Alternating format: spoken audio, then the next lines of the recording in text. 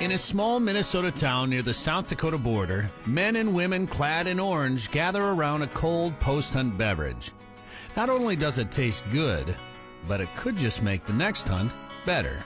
We designed beers to give back to wildlife, okay? So you buy a beer, some of the money from that case goes to wildlife habitat. That habitat can, foster birds, and those birds, we can go out and hunt them again. And that it's just it's the circle of life for me, and that's what drives me to do that and to make beer and to give back to wildlife habitat.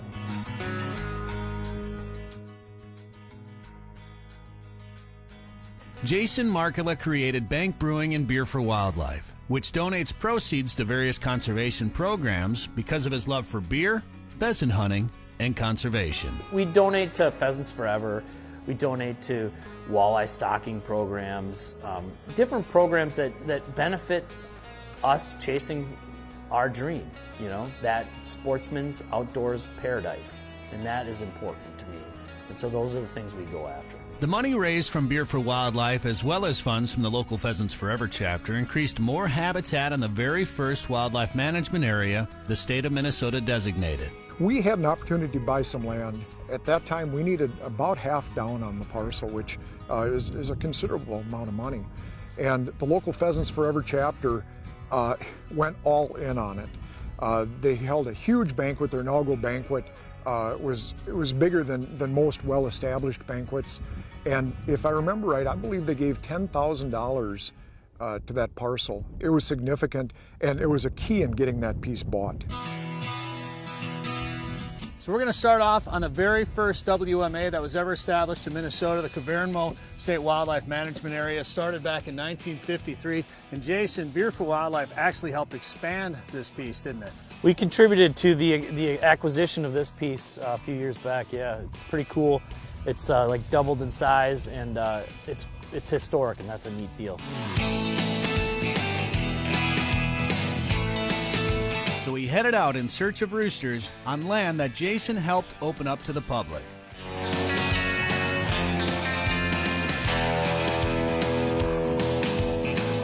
A plaque affixed to a stone monument memorializes the start of the WMA program in Minnesota. And it was only fitting that that's where we'd see our first rooster. There's a rooster right there. Charlie, no bird. While we stopped to take a break to admire the work he's been a part of, the rooster gets up and flies away. Well, see if he has any friends over here. You never know, right? Could be. I like pheasant hunting because it's the camaraderie with the dogs, your friends, chasing the birds. It's not all about the killing. Pheasant tastes great, don't get me wrong, but it's about really the camaraderie and just the being out there in the outdoors. That's what I love about it. It's been fun to see Jason's passion for conservation evolve and really expand. When I first met him, he was interested in conservation at a personal level and was doing some good things there. Over the years then, he became president of the local Pheasants Forever chapter and really began to impact habitat at a county level. And now he's taken that to a whole new kind of plateau, really a landscape level with what he's able to do with his business. He is excited to be in here. It didn't take much longer before we had another chance at a rooster, and this time it was a lot closer. Oh no! Boy, I thought you hit him on that first shot. I thought so too, but it sure don't look that way. No. That was a layup. And I knew it was I knew it was going down. What happened there, Jason? I call that shoot and release. It's a technique I learned a long time ago. Charlie's like, Dad, that was not cool. He's like, it was right here where I told you it was gonna be. All right, well, see if there's more. Wow.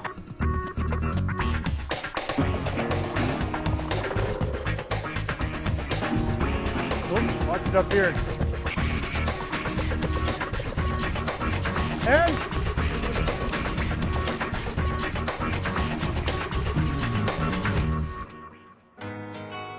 It's easy to see why Jason fell in love with the Hendricks area and decided to set up camp here.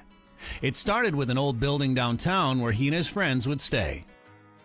So we're sitting in the bank right now. This is our tap room for the bank brewing company. This used to be Irene's Cafe. Very historic building, 100 years old, old brick building, and we restored it. It was vacant since the late 70s. I got it in 2006. So, I mean, part of it is about giving back to the community. It's not all about habitat and birds and hunters. Part of it's just being a good Main Street fellow.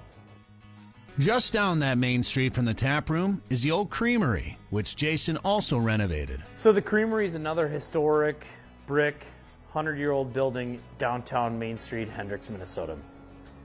Total roof caved in, full of garbage, just needed a rehab.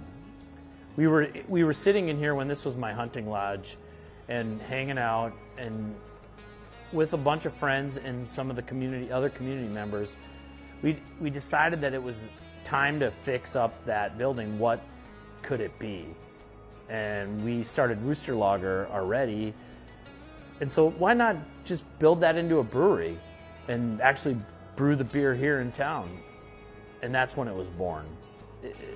That's when Beer for Wildlife really decided to take it to the next level, brew our own beer, and develop Bank Brewing Company here in Hendricks, Minnesota, small town USA. It's a pretty cool story. It's an even better story when you can see the results of his conservation efforts firsthand. Not only has his company donated to create habitat, but Jason has invested in his own property that he's meticulously managed for wildlife. Well, here we are, Brett. This is a place we call the farm. It's a little spot that we saved for you today. Oh, really? We haven't hunted this other than opener. And it's a nice spot. It's restored prairie now. We got some tree draws that we put in up there with some cedars and some pines, a couple of duck ponds. So this property hunts well all year long now, especially with the cattails now that we never had that before. Well, I'm excited to hunt it. We're going to bring Scott along. Awesome. See if we can't find some birds. All right, let's do it. Just about a minute into his land, the dogs started to get excited, and there were birds flying everywhere. Oh, yeah, we definitely got some scent. Head! Nice flush, Mika.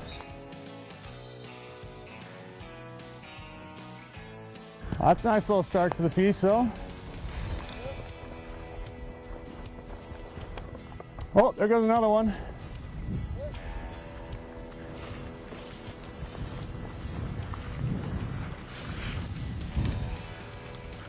Rooster! That way, Scott.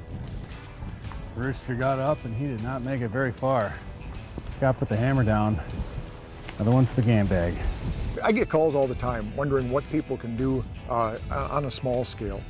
And it's everything from planting native grasses, pollinator plantings in your backyard. And for information on those, you can go to the DNR website.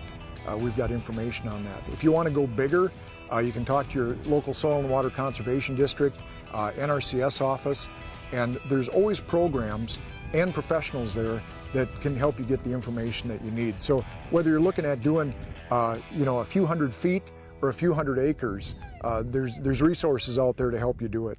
So earlier we kind of walked this whole piece now. We're coming back towards where we started. There's a little bit of ground here that we haven't touched yet. And earlier we were coming on the backside of this hill and we had flushed out a bunch of pheasants. And I think we had some runners too, because a couple of the dogs got birdie. Mika was chasing a trail up a hill and she was getting out in front of us, so I called her back and we ended up going around, and now we're going to come back to that spot.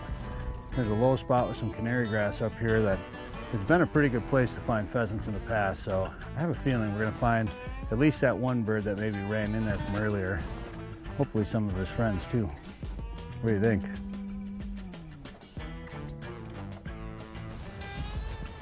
I think we're gonna see something down in here. Right here, right here. Ooh. It's real hot.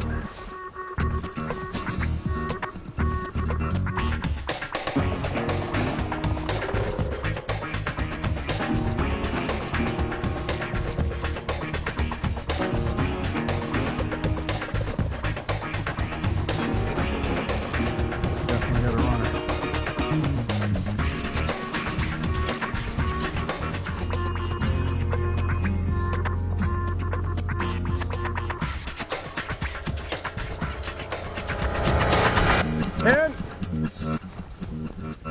was.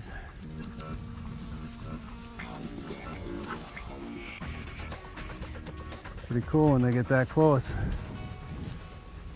even if it's not the right one.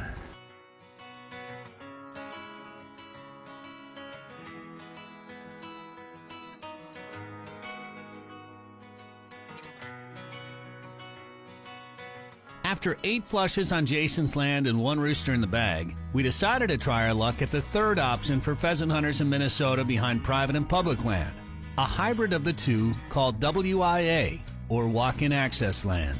We've been really fortunate. The program kicked off in 2011. We're coming into our 7th year, and every year we've increased acres, despite the fact that since 2007 we've lost over 400,000 acres of CRP. Dramatic losses in CRP, and yet we've been able to grow this program. And it's because of willing landowners, first of all, that's key, and respectful hunters. Hunters have been incredibly respectful of the land. Landowners know that, and it's encouraged more to participate. I like this grass. Yeah. I like it a lot. Easy walking. Bird-delicious. Rooster! Woo! There's one. Come here. Drop. That is a nice bird, Brett. Yeah, look at the spurs on that thing. Look at those things. Oh yeah, look at that. It's an older bird. Nice long tail. That's a mature bird. Almost makes you want to crack open a rooster lager. Soon.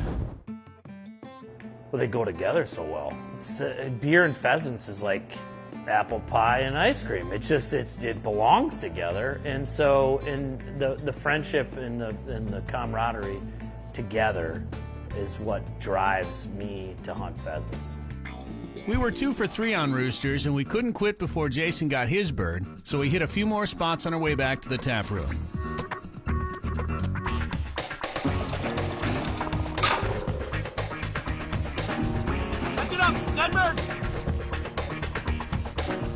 What an awesome hunt.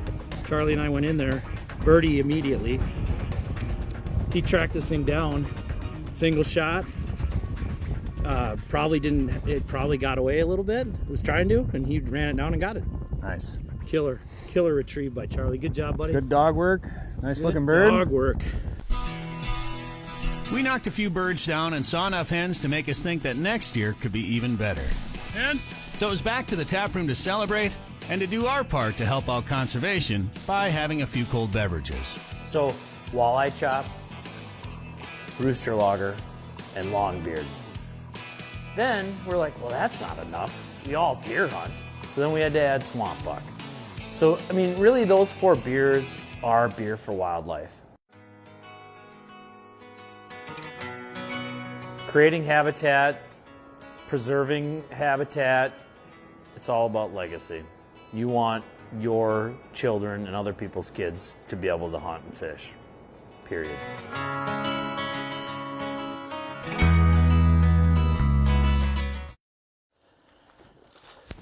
Oh, this is made for TV, this spot.